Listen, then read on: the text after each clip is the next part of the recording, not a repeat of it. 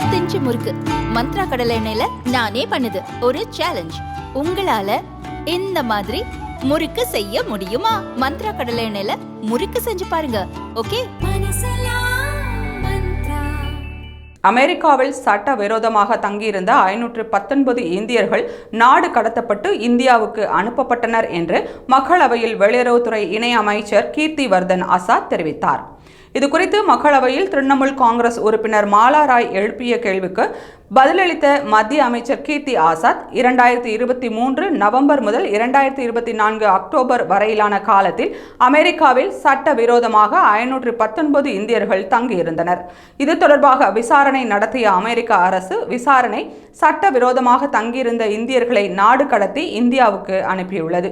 சட்டவிரோதமாக தங்கியிருந்தது மற்றும் போதிய ஆவணங்கள் இல்லாமல் இருந்தது போன்ற காரணங்களுக்காக அவர்கள் நாடு கடத்தப்பட்டதாக அமைச்சர் தெரிவித்தார். US customs and border protection தரவுகளின்படி 2023 அக்டோபர் முதல் 2024 செப்டம்பர் வரை மெக்சிகோ மற்றும் கனடா வழியாக அமெரிக்காவிற்கு நுழைய முற்பட்ட 29 லட்சம் பேர் கைது செய்யப்பட்டுள்ளனர். அதில் 90,415 பேர் இந்தியர்கள் என்றும் சராசரியாக 1 மணி நேரத்திற்கு 10 இந்தியர்கள் இந்த காலகட்டத்தில் கைது செய்யப்பட்டுள்ளதாக தெரிவிக்கப்பட்டுள்ளது.